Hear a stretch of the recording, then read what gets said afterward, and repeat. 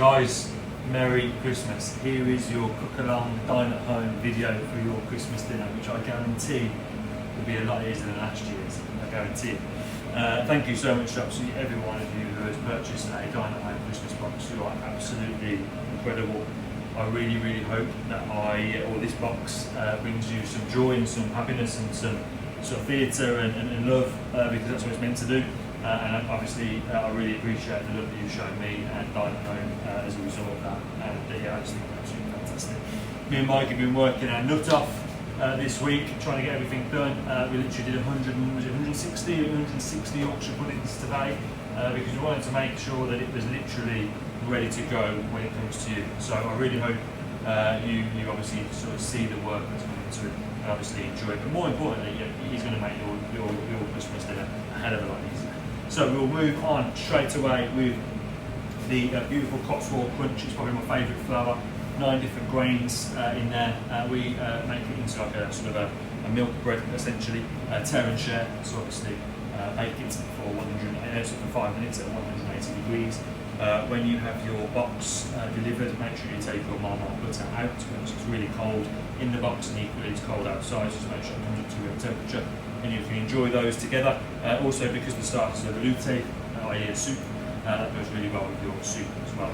For the newcomers, literally you'll get that into a nice little white bag and then just pop it out of the white bag into the oven in 5 minutes. It's absolutely perfect. We're just crisping it back up. That's literally been baked 5 minutes ago. They're over there, so you'll probably see when I'm cooking the turkey later, you'll probably see them in the background. Okay, so that's done. I would recommend having that with your starter anyway, but equally, if you're a bit more traditional, you're not ready before your starter, obviously go for it, guys. We've done all the hard work for the starter, it's been completely done for you. So this is a pot of 1 for soup. For 2 people, you get a larger container. So that's simply just heated up. You can heat it up in the microwave if you like to. It literally takes a couple of minutes in the microwave. You'll all get your soup before. That's absolutely fine. I don't do anything to the product. I'm going to heat mine on the stove just because I'm a bit more sort of old school with that. But again, guys, microwave is absolutely fine. You cannot, however, microwave this, okay? Because this will literally fuck up. So this goes into the boiling water, a little chauffe just on the back here. You drop it in for 3 minutes. It's all completely cooked. It's a beef ravioli, like a beef short rib centre, and mixed with all the beef rib liquor as well. It's absolutely delicious, super rich, super flavoursome. And then to top it all off and to cut through it all is a delicious parsley and spring onion pesto.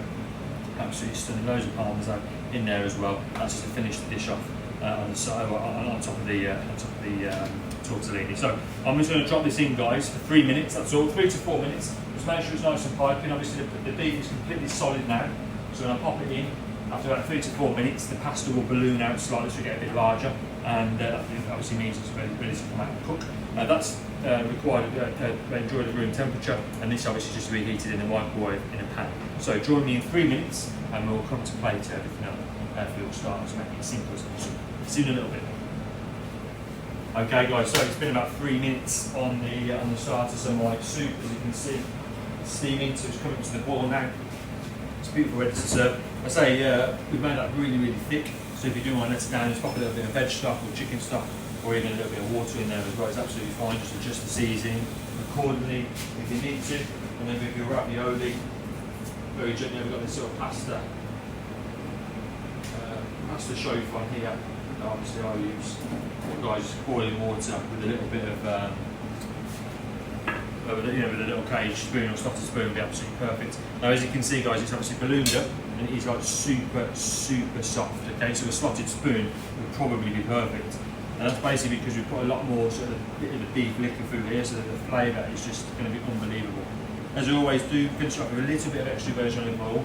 The pesto is rich in oil, in extra virgin olive oil actually, so you don't need loads. I just like to finish off the ravioli with a little bit of it, as well as some salt and pepper as well.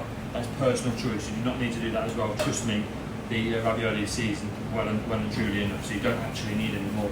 I just like to give that extra burst of flavour. So, either or, I think on the instructions, I'll put the ravioli in first, or the tortellini in first, then the soup. It's totally up to you. For the video, to make the tortellini look really clear and clean, I'm going to put the soup in first, just like that. Don't get a massive bowl, just because it's going to look ridiculous and really shallow. Try and get a nice closed bowl A cereal bowl would be lovely, something like that. Don't get a big pasta bowl. As you can see, it's slowly starting to firm up, but it's so soft. That's when you know that beef's ready. So pop that in the middle, just like that, see, nice and proud.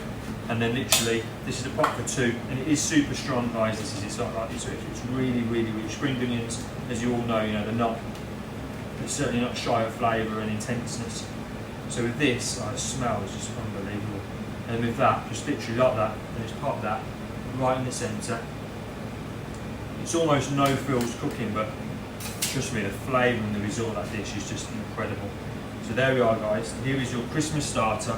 Beautiful, festive carrot velouté, really enriched with buttery and cream, and it's with a delicious braised short rib of beef tortellini with that beautiful parsley, parmesan, and spring onion pesto. And that is to be enjoyed just like that. Make sure when you eat it, you break right through it. And will join me after you finish that, join me for the main course cook along. I'll show you how to cook the complete turkey dinner. I'll see you in a bit. Okay guys, I am going to take these anchors off, because he can't stop laughing, and to be honest, he's starting to scratch me in. I just wanted to be a bit more festive, guys, with it, okay? So listen, I hope you enjoyed your starter. We are going on for the main course here at Dine at Home, and it could not be simpler. So all you people losing sleep over prepping this turkey dinner, you've got nothing to worry about, because we have done it all. Okay, this is a pot for one. This is literally the biggest main course I think we've ever done. Obviously it's a 3-course meal, so we tried to tone down the dishes, but we are with this one. So this is for one person, a pot, a beautiful spot of English Brussels sprouts with a beautiful bit of smoky back English bacon. This one, turkey sauce. The people who have come back and dine at home regular, they will know that this is a very large pot of sauce for 2 people. Yes, it is, and the reason being is because I want to make sure that when you're pouring it all over your dinner, you're pouring it in the little cavity inside the Yorkshire pudding, which is just there. All right, Yorkshire pudding, boom, one, cooked, just needs to be reheated. Cooked today, 160. I think I mentioned that earlier. Okay, stuffing, cranberry, sausage, farce stuffing. Beautiful. Look at the size of that. Massive. Not the first time. Pigs in blankets. Delicious. A poached piece of turkey breast that's wrapped around some cranberry, sage and onion stuffing, and bacon over again, because you cannot have enough bacon. Simple as that.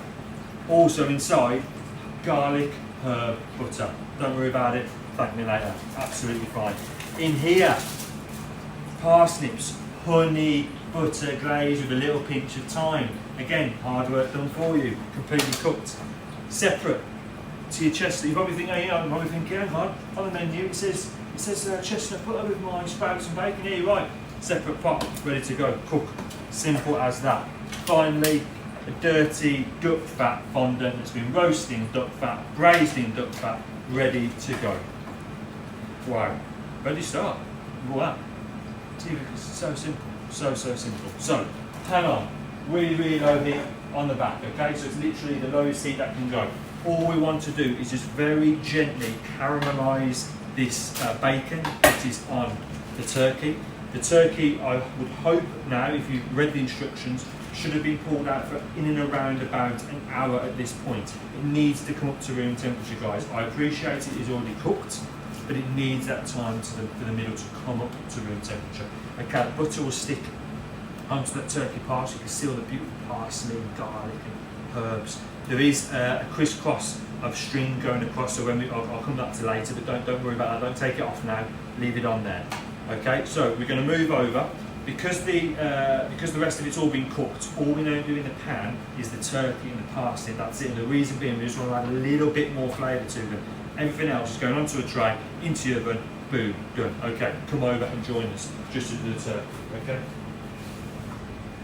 So everything has been seasoned. Even the Yorkshire pudding batter's been seasoned. Everything's been seasoned, bar the turkey, because the turkey will dry out. Okay, so a little bit of table salt on there. If you would like to add pepper to that, please go for it. I personally don't, because it's the white meat, but you are more than welcome to. So there's no side, there's no proper side you want to do. It's totally up to you. I'm going to put down obviously the side of seasoned, a little bit of salt on top. Obviously the farce inside is seasoned and the bacon's naturally salty as well, so you don't want to go too heavy on the salt.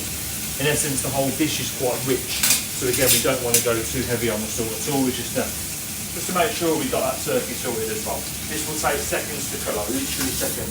Bearing in mind, as I said, this is a low heat all the way, okay? So as you can see the bacon starting to colour, you don't want to go crazy. Just literally get a nice colour on all the sides, as much as you possibly can. These are 3 parsnips each, okay? So those goes in. Some of the parsnips were big, so we halved them. So a few of you might have 3 halves as opposed to 3 mini ones. So essentially you've got loads of parsnips each. So that goes over there. The parsnips, you just want to start to colour very not the same as well, but again because of the honey and the butter in there, they're going to colour up almost instantly. Same with that turkey. You don't want to be keeping them there for too much longer because I said because they're cooked, they'll colour up even quicker. Turkey roasted, all on the side. Look at that, already coloured, beautiful. That's how quick and easy this is. What I'm going to do, I'm going to knock the pan off. The residual heat in the pan will finish what we need to do. 3 knobs of butter, evenly spaced. Wait till that melts down.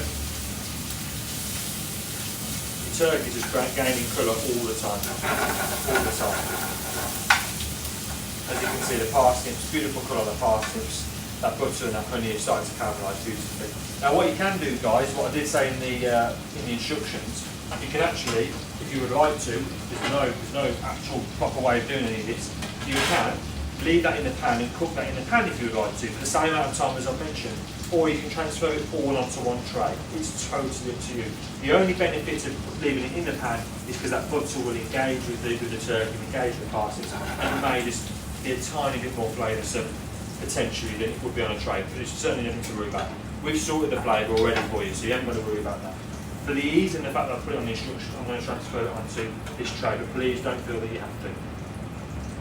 Parsnips, turkey on. Stay there, I'm going to get the rest of my garnish, which is pigs in blankets, beautiful piece of sage stuffing, and then your fondant potato as well, duck fat fondant potato. Both the stuffing and the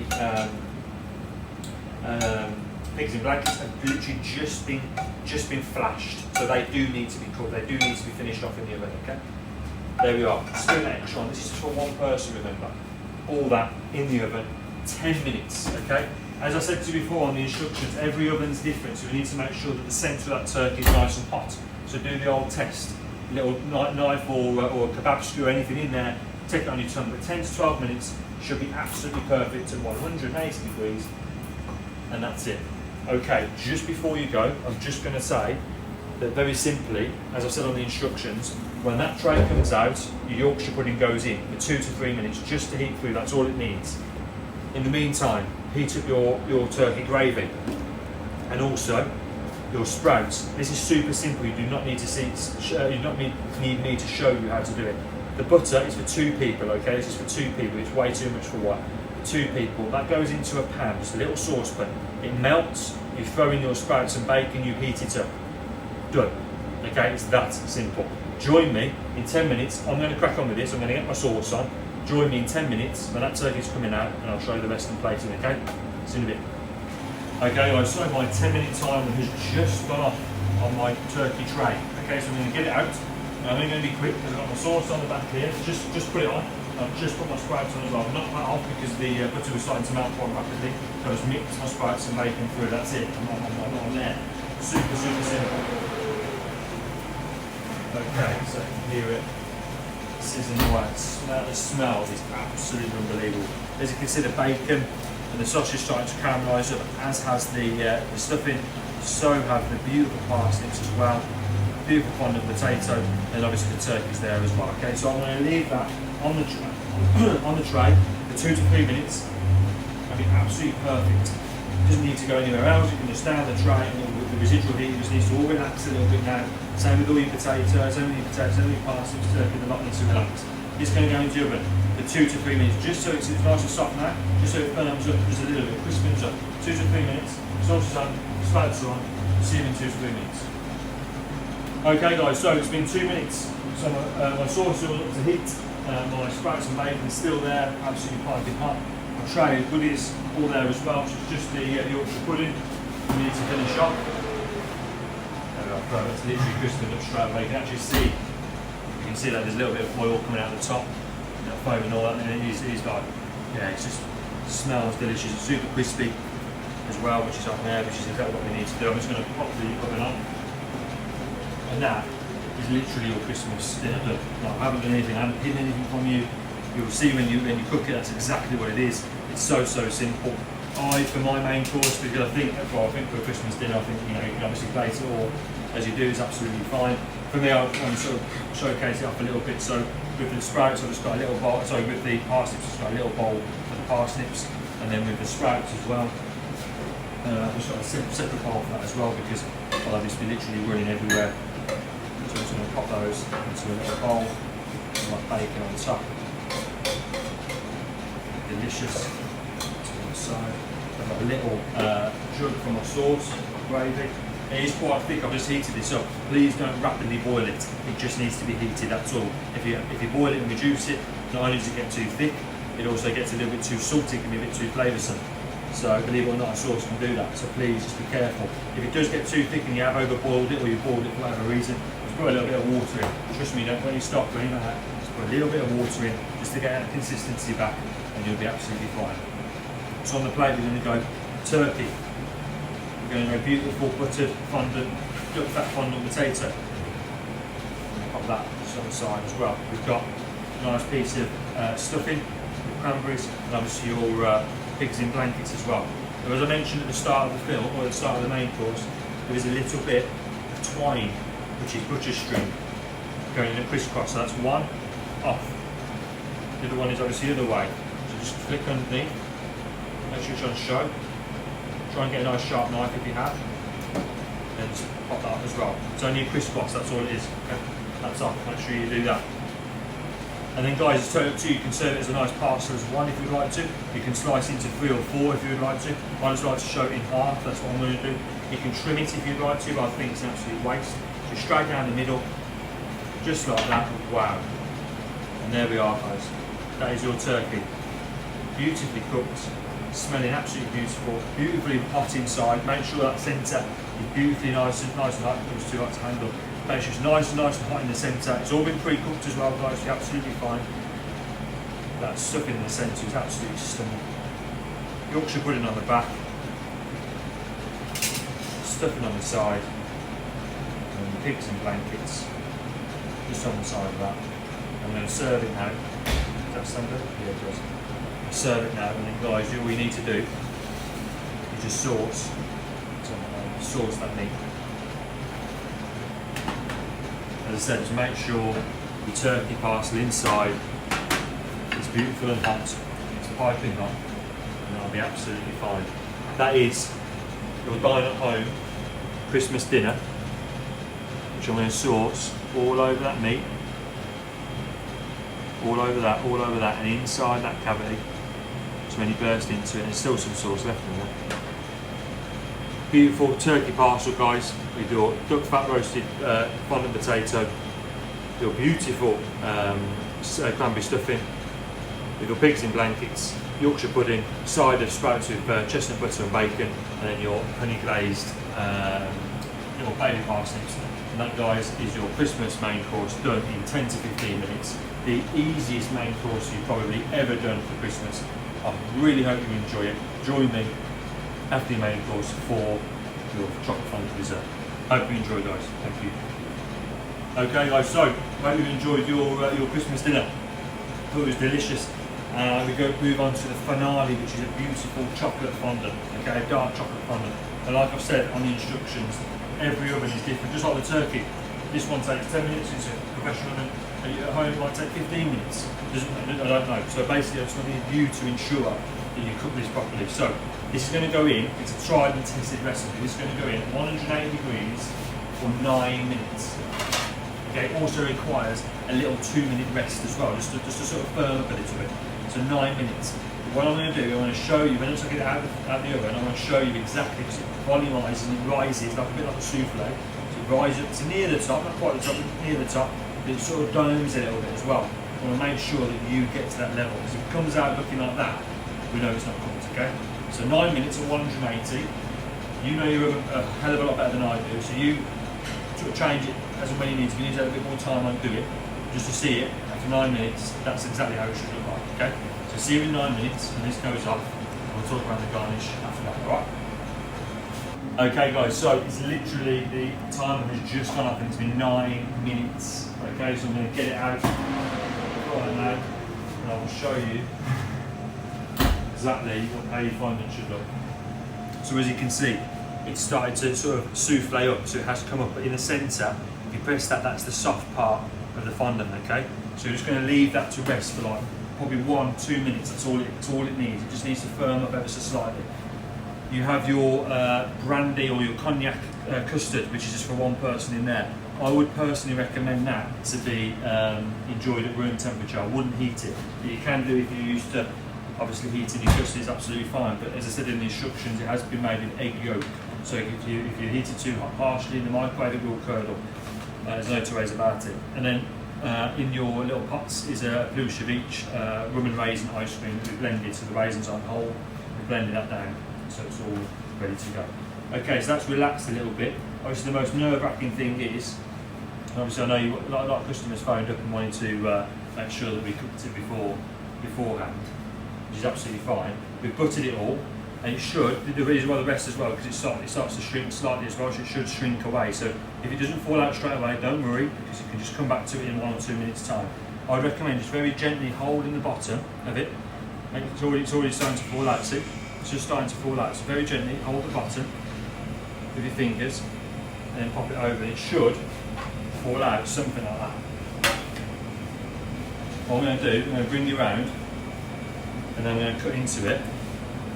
This is when it turns into a sponge. No fondant.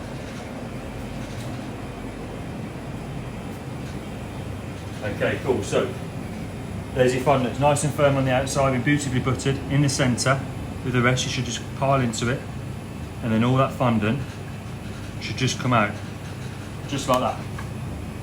Serving suggestions: smack your brandy or cognac custard all in the middle of that. Just like that, and then finish off with your peluche of ice cream. I'm going to use one of your peluches right in the middle. And if there's a better way of finishing Christmas off, show me. Simple as that. Chocolate fondant, Calvados custard, rum and raisin ice cream. Merry Christmas. Fondant works every single time. Beautiful. Enjoy that, guys. As I said, with the fondant, just make sure you'll feel that slight softness in the centre. More importantly, 9 minutes, just needs to cook the outside, heat up the middle, and then you just literally just turn it out. If it's too jelly-like, if it's too wobbly, don't put it back in the oven for 2 to 3 minutes, that's it. If it's too firm and overset, it probably won't be soft or runny in the centre. It still will be soft, because at the end of the day, as long as you don't go over sort of 12-15 minutes, you turn it into a whole sponge then. As long as you don't go over 12 minutes, it should be absolutely perfect. In between 9 to 12 minutes, okay guys? So there's your fondant. I'm nervous, you probably are as well, but it doesn't matter, you'll absolutely make it happen. And you'll be pissed by then anyway, so it doesn't really matter when it comes out. Finally, mince pies, mini mince pies to enjoy with your digestive or tea, coffee, whatever you like to do. So that's the end of it. That is your Christmas dinner, explained, ran through, cooked, hopefully enjoyed by you guys. Thank you so much. The penultimate one of the year. Join us next week for the sellout New Year's Eve menu, which is with the Highland Wagyu guys again, which are getting the Wagyu rubs in. But anyway, that's the end of that. Christmas, enjoy. Merry Christmas to all of you. Stay safe, and we'll see you same time, same place next week. And yeah, make sure you drink those. Have one on me. Cheers, guys.